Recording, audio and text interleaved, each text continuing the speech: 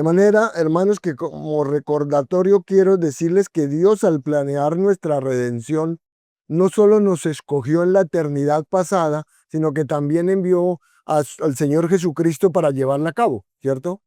Así, la enseñanza distintiva del cristianismo bíblico es que Dios mismo ha hecho una expiación completa por los pecadores por medio del sacrificio sustitutivo de su propio Hijo en la cruz. Dios lo hizo de esta manera porque la única esperanza de salvación para todos los pecadores debe venir fuera del pecador, quien no puede, porque no puede el pecador alcanzar la justicia perfecta para tener comunión con Dios. Por lo tanto, esta solo se encuentra en la propia provisión de Dios. La esperanza de salvación solo se encuentra en la propia provisión de Dios, que es la única que satisface su justicia y libera la gracia del perdón. Entonces, como dijimos, para los estudiosos de las Escrituras es imperativo entender que la misión del Hijo de realizar la redención nace de un plan trinitario de salvación. Es decir, que Dios Hijo estaba actuando estrictamente conforme a un plan específico acordado, ideado en los consejos eternos de la Trinidad. Por eso decimos que la obra expiatoria del Hijo es algo divinamente predeterminado, ¿cierto? Dijimos también que la obra expiatoria de Cristo es una cuestión de obediencia a la voluntad del Padre y que fue la promesa del Padre de recompensar al Hijo, entregándole un grupo de individuos específicos a cuyo favor él llevaría a cabo su obra redentora. Ahora bien, para entender apropiadamente la redención, es necesario que veamos otros aspectos. Entonces, siguiendo con el tema de la realización de la redención, necesitamos ver la causa de la expiación, ver la razón de la expiación y necesitamos saber en esta oportunidad cuál fue la motivación para el Dios Trino de concebir este plan de redención. Eso es lo que necesitamos ver. ¿Cuál fue la causa para eso? Pues con frecuencia, hermanos, los adversarios reprochan el concepto de una expiación penal sustitutiva, ¿no? La mayoría rechazan eso, en la que el Hijo debe morir en lugar de los pecadores para apaciguar la ira del Padre. Y los que son amigos de esta verdad generalmente la malinterpretan, ¿no? Unos la rechazan y otros la malinterpretan. Para muchos, esta visión de la expiación representa al Padre, ¿no? Para estos que la rechazan o la malinterpretan, como inherentemente representa, si ven al Padre, al Dios Padre, como inherentemente enojado y airado contra el hombre, y conquistado solo de una forma renuente por el sacrificio de amor del Hijo. Sin embargo, es precisamente la verdad de la palabra, es precisamente al revés. La verdad de lo que estamos diciendo y hablando de la causa de la expiación y de la necesidad de la expiación que veremos luego, es que es precisamente al revés de lo que piensan estas personas, porque el Padre no ama a su pueblo basándose estrictamente en que Jesús murió por ellos. ¿Entiende eso?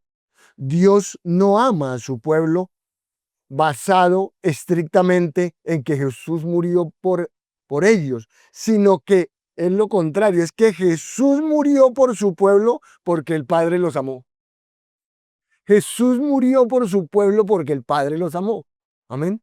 Ese es el derecho. En este sentido, el amor de Dios no es, pues, el resultado de la muerte de Cristo. No, el amor de Dios no es el resultado de la muerte de Cristo, sino más bien su causa. Amén. Su causa, ya que es porque Dios amó tanto al mundo, ¿cierto? que dio a su Hijo unigénito para ser sacrificado en la cruz, como dice Juan 3:16. Entonces, como usted bien sabe, Dios mismo es amor, ¿no? Primera de Juan 4:8 dice eso. Dios es amor.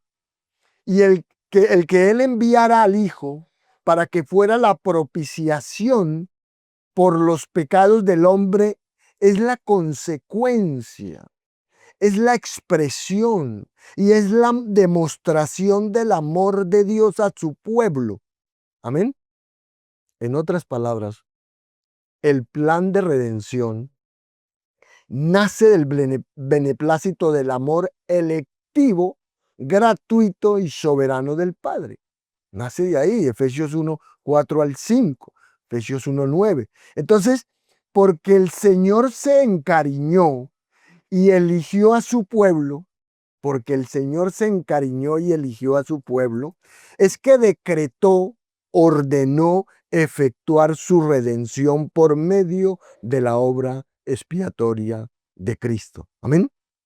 Así que el amor de Dios es la causa y la fuente de la expiación de Cristo. Amén. Ya sabe cuál es la causa, ¿no? De la expiación. ¿Cuál es? El amor, hasta este momento el amor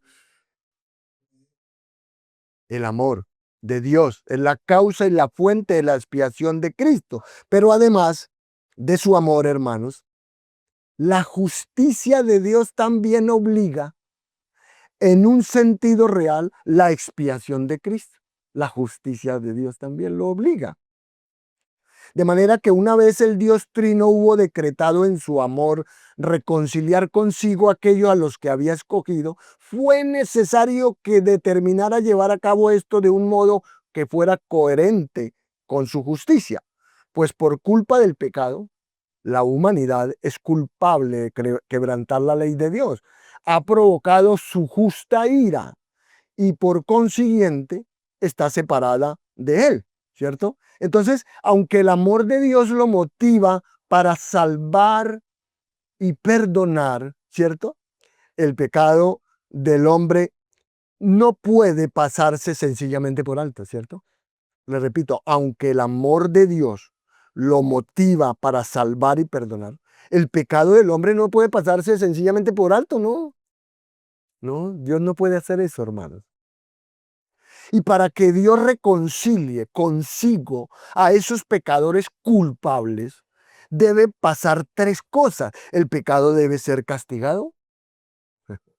Hay que satisfacer la ley quebrantada de Dios. Y la ira de Dios ha de ser justamente apaciguada. Eso tiene que pasar. Y todos estos objetivos, hermanos, se saldan, se cumplen en la persona y la obra del Señor Jesucristo, quien cumplió la ley, ¿cierto? Como dice Mateo 3:15, Romanos 5:18 al 19, Gálatas 4:4 al 5. Entonces Jesucristo cumplió la ley. Jesucristo también pagó la pena por el pecado, piden primera de Pedro 2:24. Y nuestro Señor Jesucristo apagó la ira de Dios, Hebreos 2:17, en nombre de los elegidos hizo todo esto. Como afirma Pablo, el Padre ofrece a su Hijo como propiciación por medio de la fe en su sangre para manifestar su justicia. Eso es Romanos 3:25. Así, la ira de Dios queda satisfecha por la cruz. Amén. La ira de Dios queda satisfecha por la cruz, porque sobre ella Jesús llevó en su propia persona el pleno ejercicio de la justa ira del Padre contra los pecados de su pueblo. De modo que el pecado no se pasa por alto, sino que se castiga en Cristo. Amén. El pecado no se pasa por alto, sino que se castiga en Cristo y por tanto Dios manifiesta en este tiempo su justicia a fin de que Él sea el justo y el que justifica al que es de la fe de Jesús. Romanos 3:26. Por consiguiente, el amor y la justicia de Dios constituyen la doble causa de la expiación llevada a cabo por el Hijo. En su amor, perdón, es su amor, ¿no? El que lo mueve a actuar. Es el amor de Dios lo que lo mueve a actuar de manera salvadora.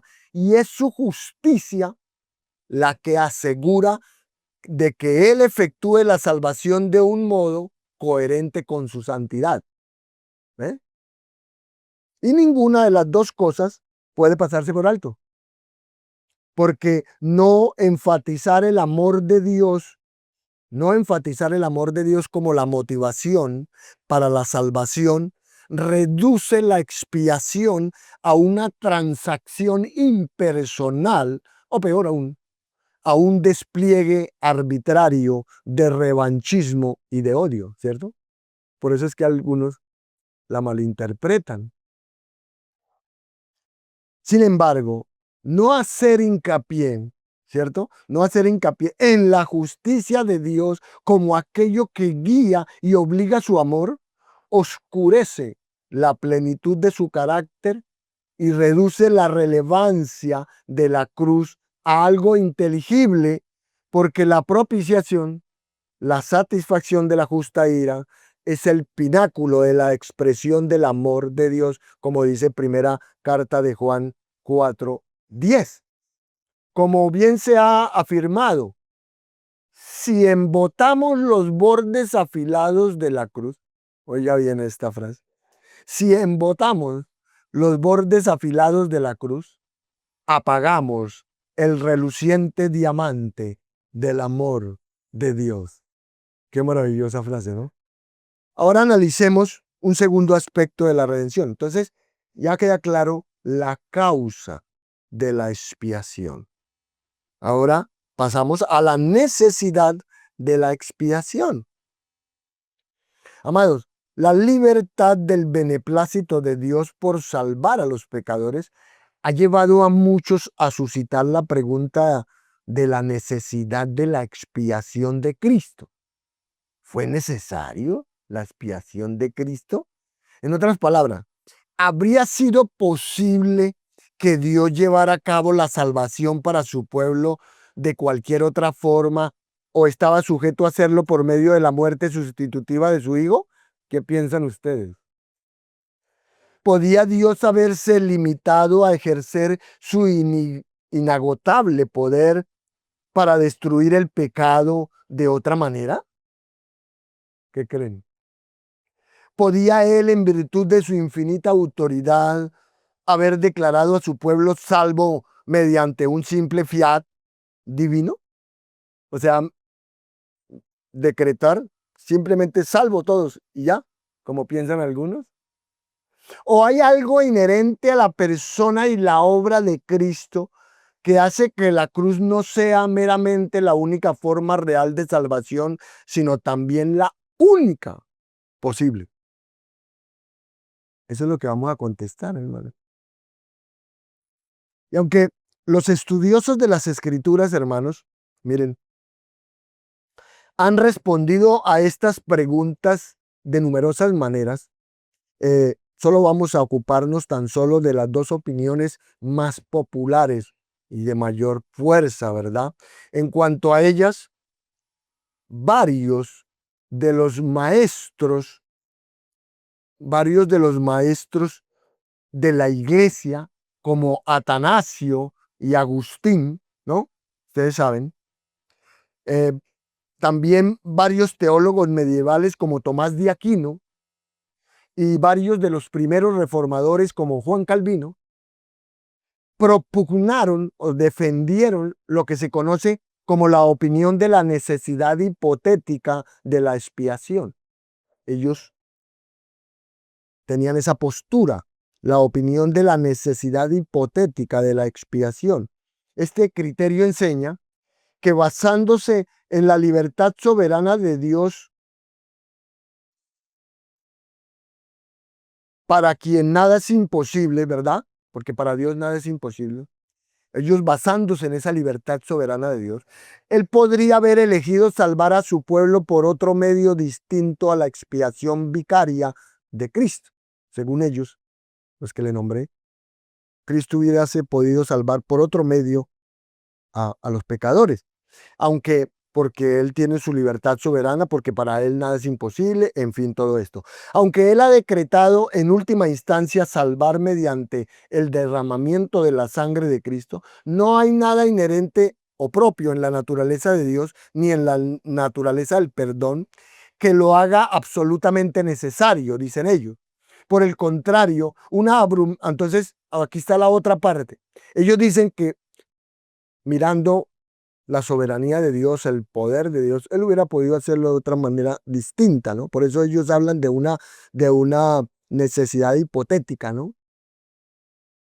Pero por otra parte, hay otros que dicen, una abrumadora mayoría de teólogos, como Ireneo, Anselmo, John Owen, Francis Turretin, Charles Fox, A. Fox, Louis Berkop, John Murray, entre otros, sostienen lo que se denomina la postura de la consecuente y absoluta necesidad de la expiación. O sea que para ellos sí no podía haber otra forma distinta a la expiación de Cristo para la salvación. Para estos últimos es absoluta necesidad. Este punto de vista reconoce que como no es absolutamente necesario que Dios salvara a nadie del pecado, ¿cierto? No era necesario que Dios salvara a nadie del pecado. Un hecho que se ilustra bien, ¿cómo, hermanos? Se ilustra bien por la condenación inmediata de los ángeles que pecaron, ¿cierto? ¿Se acuerda? Los ángeles que pecaron, ahí se ilustra eso, porque para ellos no hubo jamás provisión de salvación. Ellos pecaron y ¿qué fueron qué? Condenados inmediatamente. Entonces, por esto, hermanos, que así dice esto que le acabo de decir, segunda de Pedro 2:4, puede mirar Hebreos 2:16. Así como en el caso de los ángeles caídos, Dios tenía todo el derecho de abandonar a la humanidad pecadora a la desventura y reivindicar su justicia relegándolos a todos al infierno, ¿cierto? Dios hubiera podido hacer eso. ¿Cierto que sí? No hay problema. En este sentido, la expiación entonces no era absolutamente necesaria, ¿cierto? Porque los castigaba y listo. Y el que Dios haya escogido por gracia rescatar a alguien es un acto libre del buen propósito de su voluntad, como dice Efesios 1:5. Sin embargo, hermanos, estas personas, dicen, una vez que Dios hubo determinado salvar al hombre por su buena voluntad, una vez que Dios determina salvar al hombre, la cruz de Cristo fue por consiguiente absolutamente necesaria. Absolutamente necesaria. No puede haber otro medio. No hay otro medio. ¿Ve? ¿Por qué es tan importante estudiar todo esto?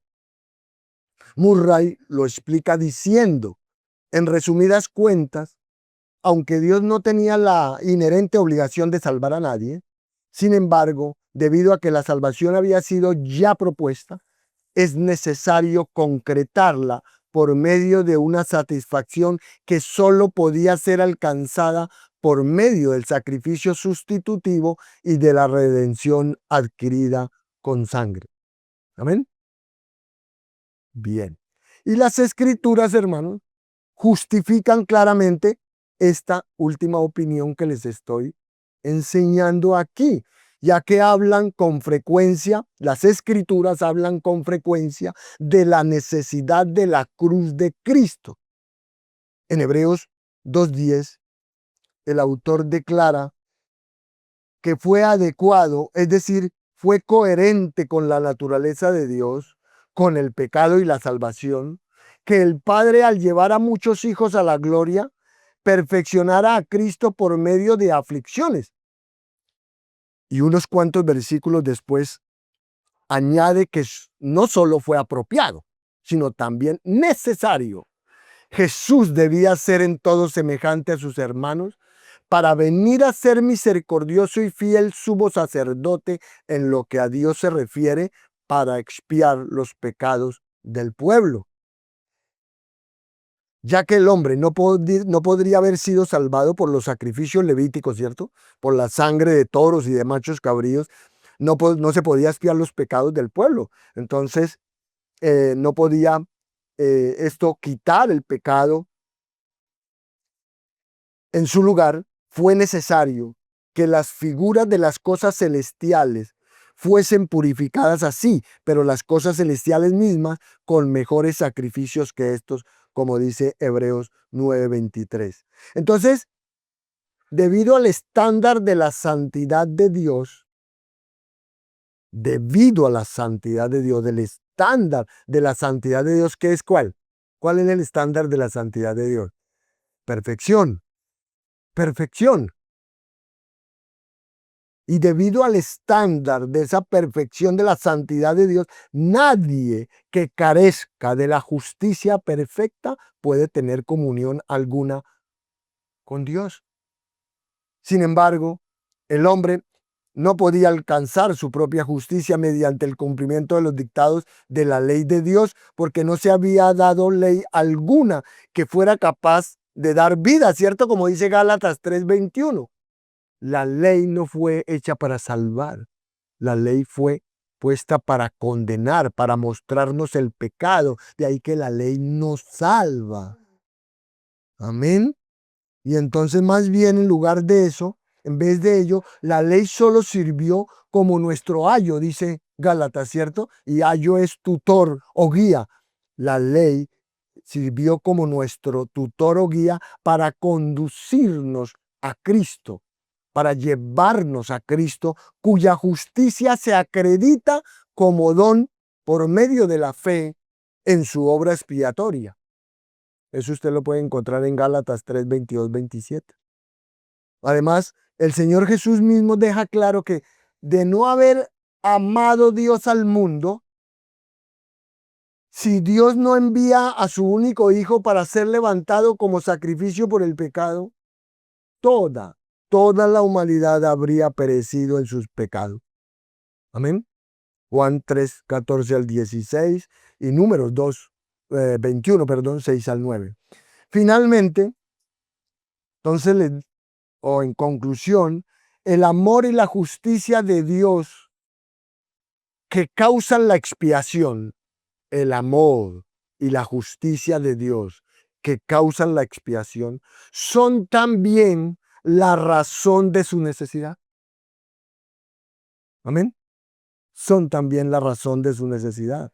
Las escrituras indican que el sacrificio sustitutivo de Cristo para hacer propiciación en beneficio de los pecadores es la demostración suprema del amor de Dios hacia el hombre, como lo habla Romanos 5:8, primera de Juan 3:16, 4:10.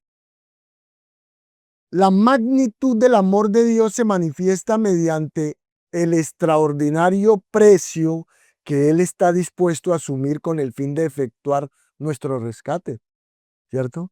Ahí se manifiesta la magnitud del amor de Dios en ese extraordinario precio que tuvo que Él pagar por nuestro rescate. Aún así, entonces es impensable que el Padre, si esto no fuera así, es impensable que el Padre desatara la plenitud de su justa furia sobre su Hijo amado, en el cual se complacía de no ser absolutamente necesario. Él no habría hecho esto, ¿cierto?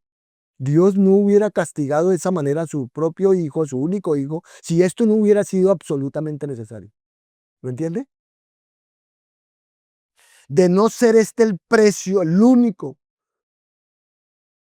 de no ser este precio el único medio de asegurar su fin deseado, no lo hubiera hecho Dios. Además, la justicia y la veracidad de Dios mismo requieren que el pecado sea castigado. Es necesario que el pecado sea castigado. No puede ser pasado por alto, sino castigado en Cristo en la cruz. Y Dios ha declarado que Él de ningún modo tendrá por inocente al malvado, ¿cierto? Él dice esto. Dios de ninguna manera va a tener por inocente al culpable. Jamás. Eso está en Éxodo 34:7. Como Dios no puede mentir, tampoco. Hebreos 6:18. Y por tanto, la plenitud de su justa ira debe derramarse contra el pecado. Y es precisamente por medio de la cruz de Cristo como Dios reivindica su justicia, porque el pecado del hombre se castiga en su sustituto, que es Cristo. Romanos 3:25, Gálatas 3:13. De manera que la inquebrantable exigencia de justicia por parte de Dios requería que la salvación se efectuara mediante un sacrificio propiciatorio, porque de ninguna otra forma podía ser Dios a la vez el justo y el que justifica a su pueblo, como dice, ¿cierto? Solamente Dios mismo, muriendo en una cruz para reconciliarnos consigo mismo. Únicamente esa era la manera. No podía ser el sacrificio de cualquier persona. No podía ser el sacrificio de cualquier. No, tendría que ser Dios mismo muriendo en la cruz. Dios mismo muriendo en la cruz por los pecadores. Y así reconciliarnos consigo mismo. Eso es algo increíblemente maravilloso. Así Él es el justo y el que justifica a su pueblo a la vez. ¿eh? De ahí que nosotros como pueblo de Dios contemplamos el resplandor especial de la gloria y el mérito infinito de la expiación de Cristo cuando consideramos que ni siquiera, oiga bien esto, cuando usted contempla el resplandor maravilloso de la gloria y el mérito de la expiación de Cristo, cuando usted lo contempla, cuando usted considera que ni siquiera el mismo Dios Todopoderoso podía haber llevado a cabo nuestra salvación de ninguna otra forma. Solo así, castigando a su Hijo Jesucristo en la cruz. Pues si alguien, hermano, si alguien debía disfrutar de la gracia salvadora y de la benéfica misericordia del Dios que salva, la cruz de Cristo era absolutamente necesaria. Amén. Entonces creo que está muy claro la causa de la expiación y la necesidad de la expiación.